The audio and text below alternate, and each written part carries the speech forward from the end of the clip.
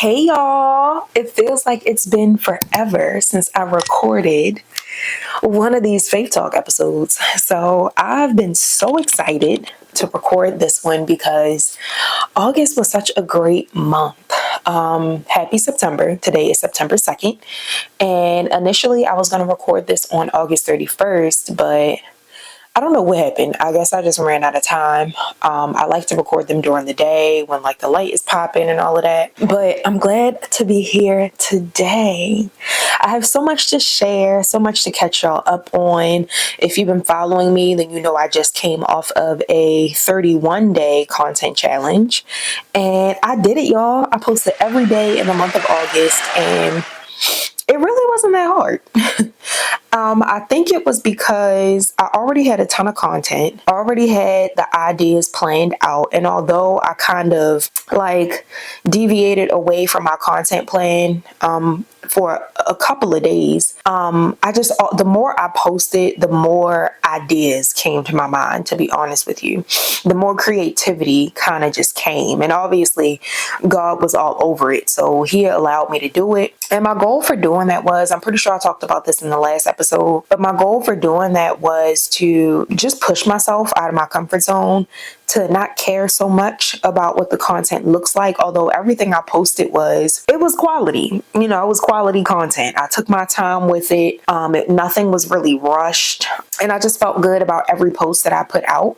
And I was very intentional about sharing my story and just talking and not feeling like I had to have a call to action with everything that I was posting or everything had to be related to business. A lot of what I posted talked about my current circumstances, what I was doing, what I was working on, all the things. So it just felt really, really good. And because I already had a ton of content on my phone, as I went through the month of August, I was like adding more and more content to that list. So it just went really, really well. And I'm glad that I was able to successfully do it. I do know that my followers on LinkedIn grew significantly. I told y'all I was able to reach 1K on YouTube in my last episode. As far as Instagram, that's where I was posting. I don't really know if my Instagram followers really grew that much. I can go back and check and see. I don't think they grew that much, to be honest with you. Instagram is weird, but at this point, my focus wasn't really to gain all of these followers. My focus was really to push myself. It was more so personal, to be honest with y'all. So I'm glad I was able to finish that.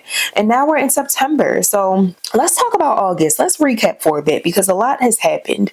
So I know I posted in my stories on Instagram, and I also did a day in the life on YouTube about me working at MM LaFleur again. So y'all know I got laid off from the brand that I was working with, MM LaFleur. I was a virtual stylist for them for about 2 years, and they laid me off effective immediately in July. And I think I mentioned to y'all, I had reached out to the managers of both the DC locations because I had really great relationships with them.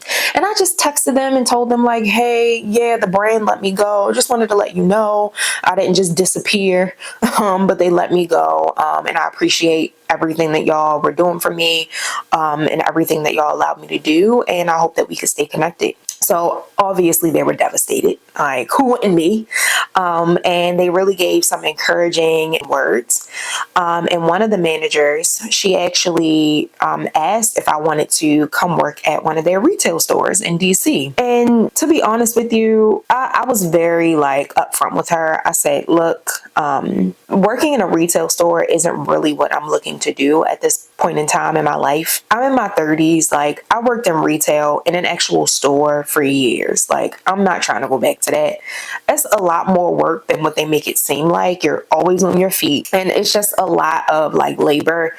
You're talking to people who don't really want to talk to you. Like I don't have time for that. And also too, the stores are in DC. I live in Baltimore. So a part-time retail job in DC really didn't make sense for me. And the money just wasn't money, and like it didn't make sense. So she said, okay, if you're not interested in that, I think you might be more so interested in our event styling role. I said, huh?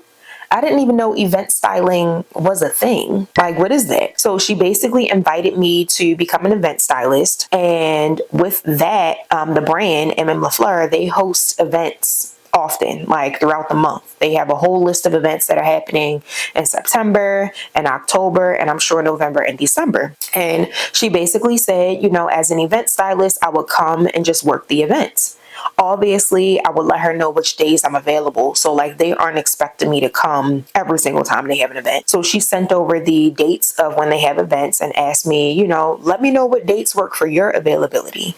And also too, how much were you getting paid as a virtual stylist? Oh, okay, well we can match that. And then she actually came back to me. She said, but I'm gonna just double check with HR and I'll follow up with you.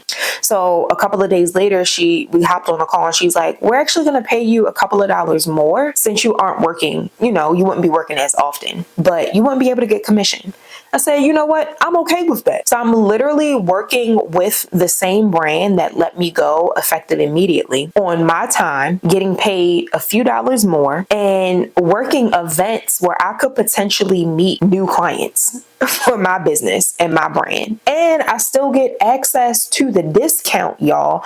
The reason why I liked working for this particular brand was because it was women owned. It was for women. They had clothes and inventory that aligned with not just me, but also my styling clients. And the discount was also the best discount I've ever experienced working in fashion. So now that I work for them more so as like a contractor, I still get access to that discount. And then some, y'all. It's part-time, so no, I don't get benefits. I don't get insurance, none of that stuff. That's something I'm still praying on and have to figure out how I'm gonna get benefits from someplace. I mean, obviously state insurance, which is what I had before as a full-time entrepreneur, but that, I think I talked about this in one of the episodes, that doesn't become available until like November. So right now I'm just out here with no insurance, which is fine. I don't typically hurt myself or anything like that. Yeah, I still want to have insurance. So that's really the caveat of that. The fact that, again, I was rehired by a brand that let me go effective immediately. They are paying me a couple of dollars more to come when I am available, not to work every day. Not no 40 hours a week, but to come when I'm available. So they're literally working around my schedule and I still get the discount. So my first day was, I can't remember the specific day, but it was sometime in August, obviously.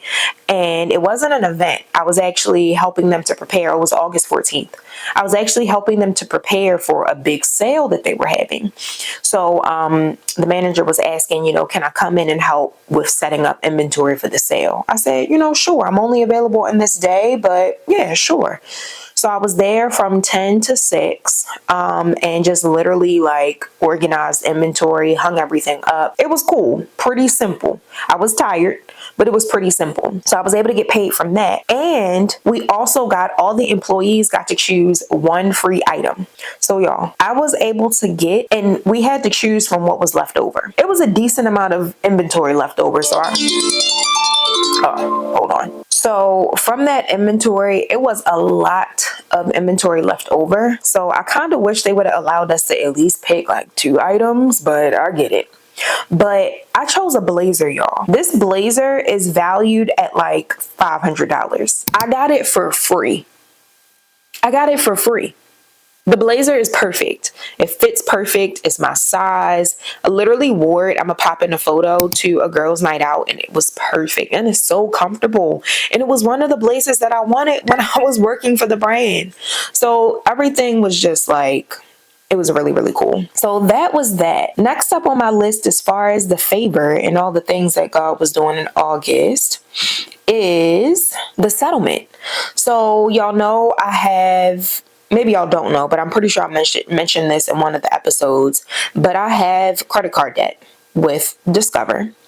And I had signed up with a third-party company to help me to pay down that debt, and they weren't really helpful. I gave them over $2,500 over the course of maybe 6 or 8 months to help me to start paying down the debt that I had with Discover. And all they did was put charge-offs on my credit report. So basically, the third-party company did not communicate to Discover that I was paying them. And Discover had no idea that I was paying a third-party company to assist me with the debt that I had with them to pay it down. So from Discover's point of view, it looked as if I wasn't paying anything, although I had monthly payments.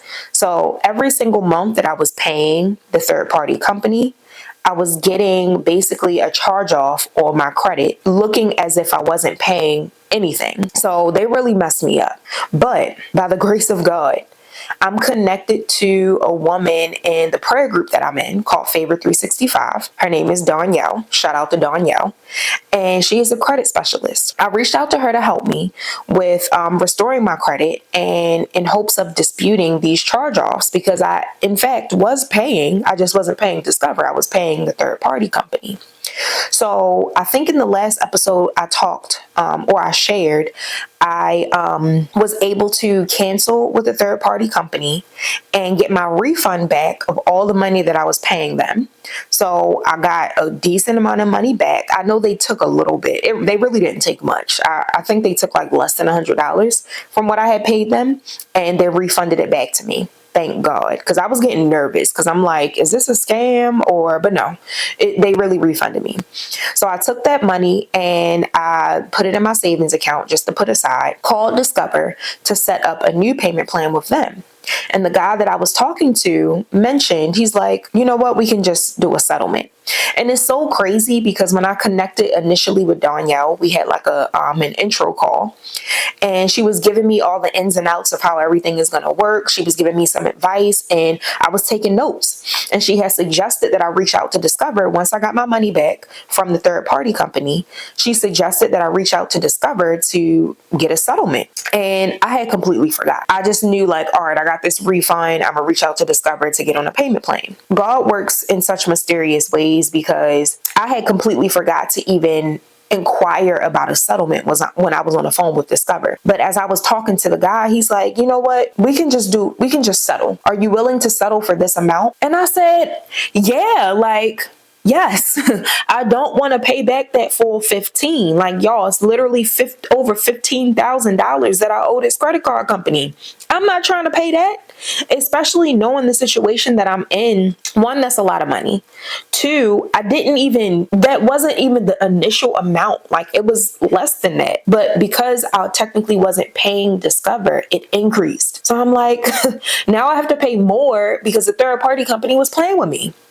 So when the guy said, do you want to do a settlement? I said, yes, I can pay this much every month. And I don't want to set a date. Like, I just want to pay it by the end of the month, because having dates and having the money come out automatically is just like too much for me, especially when you're full-time in your business. You're not really sure when money is going to come in. I mean, money has been coming in and I'm very thankful, and God has been making a way, but like, it's no set like date or time when I'll get money. So the fact that I got a settlement for literally almost $500 less than what I initially owed, and I can pay back what I can afford monthly. Literally, I'm using the money that I was paying the third party company to pay back Discover every single month. So now I have that to pull from every month. And I will say I have been using some of the money. There have been other things that I have been paying for. So I have been keeping track of what I need to put back, and I'm praying that I don't have to use too much more. But I'm so thankful for that settlement. I'm so thankful for Danielle's help, because she has been very helpful with this. She has already started the process. The dispute process has already been started. And I'm just excited to watch my debt decrease from this credit card company. And I'm looking forward to watching my credit score increase again. So I am very thankful about that, y'all. And that was another thing that happened in August that was crazy. So there's more. When you thought there wasn't more, there's more. So because I had initially left MM LaFleur, I was laid off. I got access to my 401k.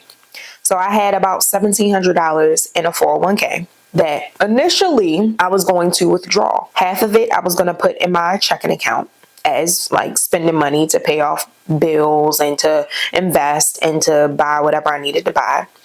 And then the other half I was going to put in my 401k and my Fidelity account. I was taking my time. I don't want to say I was dragging my feet, but I was taking my time on withdrawing the money because I really wanted to wait until, I really needed it. I didn't want to just have the money just to have the money. Like, I really wanted to wait for the perfect time. It's a part of me that kind of wish I didn't wait, but then it's a part of me is like, I'm glad I waited. Obviously, they let me go mid-July. So I had access to my 401k since then, and I was still getting severance. So I really wasn't like pressed to withdraw the money right away. And I'm glad I didn't, because I was still getting paid out from the severance. They were still putting money into my 401k. So I think my last payout, I saw that they had took money from that payout and put it towards my 401k. And of course, that was like later, that was like at the end of August. So that was one of the reasons why I said I'm glad I waited, because if I wouldn't have waited, I mean, the money I guess still would have went in there, but basically my 401k amount increased. So it went up a little bit. So I'm like, all right, bet. Now I got even more. Cool. So once my severance was all paid out, I'm like, all right, bet, let me withdraw this money now. So I had went to go withdraw the money, and I had called the company that they worked with, the I guess insurance company or the 401k company. I don't know. I called them to figure out how to actually withdraw the money. So they walked me through how to withdraw it, and I was able to withdraw half of it, and I moved it to my Fidelity 401k account. But when I went to go try to withdraw it to my checking account, they asked me to update my bank information. And in order for them to obviously withdraw the money from the 401k to my checking account, I had to give them my bank information. So I uploaded my bank information, and once I did that, it said, oh, okay, well, it's going to take some days to process.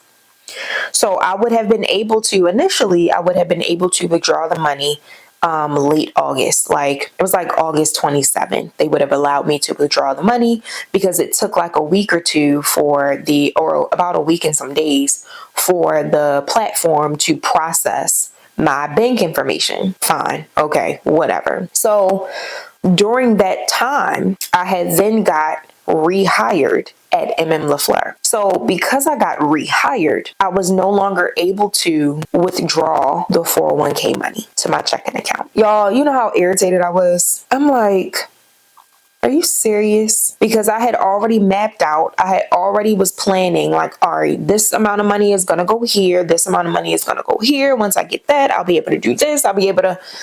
Because I work for them again, part-time, I can no longer withdraw the money. So although I'm thankful for the 401k money that had accrued while working for them, and although I'm thankful that I was able to take half of it and put it in my Fidelity account, I'm a little irritated that I can't actually withdraw the rest of the money to my checking account, because that money was going to be my spending money, my bill money, my everything money, until, something came. So yeah, y'all. So that was a little irritating. Because I work for them again, the platform doesn't allow me to withdraw the money unless it's like an emergency.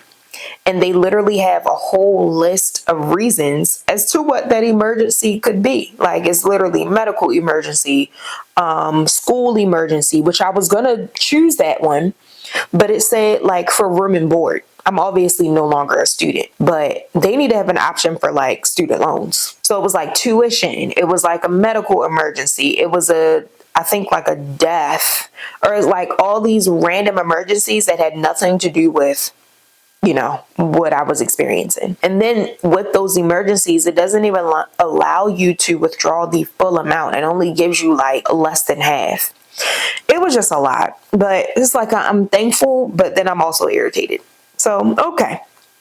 But I did also, in fact, receive a vacation payout. So when I was receiving the severance, I was also told that I was going to get a vacation payout, which I had no idea I even accrued. So I got a vacation payout. So that was nice. And then, yeah, so a lot of money was received in August of 2025. And I'm very thankful for all the financial favor and the financial increase. But now we're going into September, and I got more stuff to pay for. I got more things that need to be paid for, and I need a replenishment. I need a replenishment, God. But I'm expectant. I'm excited to see what he does in September. August, I was also able to secure a couple of clients. So I got a client for my Style Fix experience, which is a virtual styling shopping experience, a 2-part experience, which was fun. Actually sent over the shopping list to my client on Friday. So I'll be following up with her on this Friday to check in and see, how that is working for her. I was also able to pull in another client who is going to get back to me about what she's looking to do for her next steps. So looking forward to that. Also got another woman to schedule a call with me who's excited to move forward for her style breakthrough session, which is the second step in the styling process. And then I have a old friend / cousin who's interested in working with me, and I actually have a call with her for Thursday. So I'm being very intentional about, one, what I'm sharing on social media, what I'm posting on social media to bring in more clients and more opportunity. And two, I'm also not being afraid to just send people my link to schedule a call. A lot of people reach out to me just wanting to connect. And if I feel, led, I'll send them like my scheduling link, like, hey. And the thing about my link is that it's not available for anybody to just schedule a call. Like, people don't have that much easy access to me. And when I say to connect, this is like a virtual connection call. Like, this link is private, so people only get access to this link if I send it to them. But my style assessment link, which is specifically for people who want to, work with me as their stylist, as their style savant, that's available for anyone to book. I say that to say I'm excited to see what September looks like as far as business and just bringing more clients in. One of the women who I'm looking to work with, she actually wants to have me on her Tele Summit. So it's a virtual summit, and she wants me to speak and share my knowledge. So I'm excited for that. And then another woman reached out who I actually worked with during the pandemic, and I spoke to her community. She actually wants to collaborate and work with me in some kind of way. So looking forward to seeing how that works. I haven't heard back from her yet, but looking forward to seeing how that works. I mean, it's September 2nd. It's the day after Labor Day, so I know a lot of people are probably catching up on work right now. So, and that's basically it, y'all. Aside from the 31-day challenge, I don't really have anything planned for September. I'm lying. I'm actually releasing an e-guide. So when I did the Coffee with the Creative back in June, I did the Coffee with the Creatives virtual session for Monument Women's Creative Alliance, which is the organization I'm on the board for. And the audience on the call actually asked if I could configure a list of places to shop, tailors, and things like that. And I told them, to give me some time to curate it because I didn't really have anything put together like that. But I had kind of already knew what I was going to add to the list. So as I'm creating it, I'm like adding more and more value. I'm like, all right, I want to add this, and just getting all these ideas as far as what I should add. So I finally completed it, right? And I'm like, all right, I'm going to send it out to the mailing list of the people who attended the Coffee with the Creatives. I'm going to send it out to him. And as I'm like typing up the email, I'm like, you know what? And this was like right after I had got laid off from my job. I'm like, you know what? This not going to be free. Like, I'm going to give it to the Coffee with the Creatives audience for free because I initially said that's who I was going to send it to. But like, I'm going to actually put this out as an e-guide, and I'm actually charged for this. It took me a lot of time. I'm adding a lot of value. Like, I'm charging for this. So I actually released it to my mailing list, SCB Luxury Styling mailing list, at an early access price point. And 2 people purchased it. So I'm thankful for that. And now that we're in the month of September, I'm like continuing to be more consistent on social media. And today is the first day that I'm actually going to start promoting the e-guide. So it's completely done. It's something that's also going to be updated over time. So whoever purchases it will always get an email when it's updated and get access to the new, the updated version. And I was really racking my brain on how much I wanted to charge for this because there's so much value in it, but I also wanted it to be something that was easy for people to just like purchase. So I was finally able to solidify a price for it. And since that price is that price, I also updated the price of the Body Shape Bible ebook. So I now have the Body Shape Bible ebook, and I now have the Places to Shop e-guide. By the grace of God, I was able to really solidify price points, a new price point for that, and I'm promoting it today. And I'm going to continue putting it out there until it actually launches. Now, I believe the launch date is going to be September 12th. So yeah, excited for that. So that's basically what's happening in September. I do have some events lined up with MM LaFleur that I'll be attending starting next week. And then I have the e-guide that I'm releasing in 2 weeks. And then I have some clients that I'm looking to solidify this month, more connections to be made. And one more thing that I did in August, I actually did a live segment. So once I shared my layoff on LinkedIn, Janelle, a woman who I actually met, I want to say, was that last year or earlier this year? I want to say that was last year. I met her at an event that I spoke at, and we connected. So we had connected offline, and then we had connected with each other on LinkedIn. And I had posted about my layoff on LinkedIn, and she had reached out and said, hey, I'm actually doing a live IG segment on basically life after layoffs, and I would love for you to be a speaker at the IG live segment for the series. I said, oh, I would love to. So I recently did that on last Monday. I want to say that was the 24th, I think. No, the 25th. So that was a really, really fun and great experience. I actually put out a video today about it on YouTube, where I'm basically vlogging my NYC weekend. And then a part of that, I basically come back home and I recorded some of that IG live segment in real time on my camera and added it into the vlog. So yeah, y'all, August was very robust. It was a lot going on. It felt like a really, really long month, but also went by really, really fast. And August was one of my favorite months, to be honest with y'all. So September has some really big shoes to fill. And I'm excited to see like how this continues, how this month goes, and how this year continues to play out with me being full-time in my business, trying to be fully invested in what God has for me and surrendering and all the things. And yesterday, last but not least, I actually started a 90-day fast, y'all, a 90-day fast. So I won't get into much of the details about what it consists of, but just know I will be fasting for 90 days. Obviously, I will be eating, but only within a certain time frame. 90 days with just water, that's a lot. I don't know if I'd be able, I know that I'd be able to do that, but baby steps. 90 days is a long time. 90 days is already a long time. So to do that with just water, not right now. So I am fasting from food, but only within a certain time frame. So I will keep y'all posted on that. And yeah, that's it. I hope y'all enjoyed this episode of the Faith Talk series. I want to say this is episode 6. Don't quote me. It might be 5.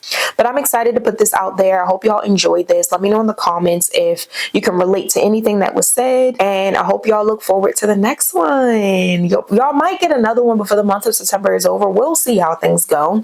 But aside from that, I look forward to seeing y'all on the next one. Bye.